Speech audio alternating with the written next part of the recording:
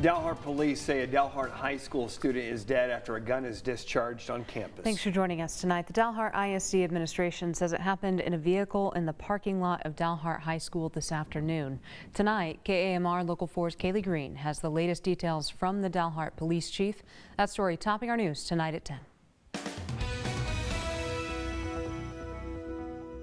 The Dalhart ISD administration says a child not enrolled at the district came to the high school at lunch on Monday and picked up 3 Dalhart High School students. They say a student was injured when a firearm was accidentally discharged in that vehicle. Dalhart Police Chief Tommy Hughes says officers tried to make a traffic stop, but the vehicle would not stop until it got to the emergency room. And that's when we discovered that a young man had sustained a gunshot wound.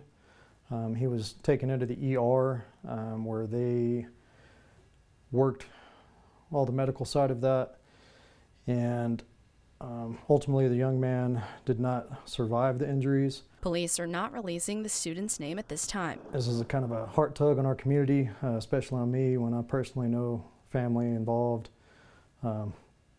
So based on all that, like I said, it's an ongoing investigation as into the circumstances and how this occurred. And when that's all done and wrapped up and we can release that information, we'll do that at that time. For now, Chief Hughes is reminding parents to teach their kids the dangers of guns.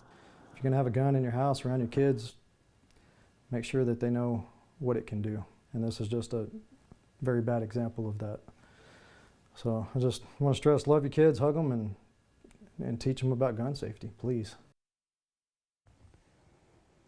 The school administration says all campuses were placed on lockdown after the incident, and state and local law enforcement were immediately at the scene.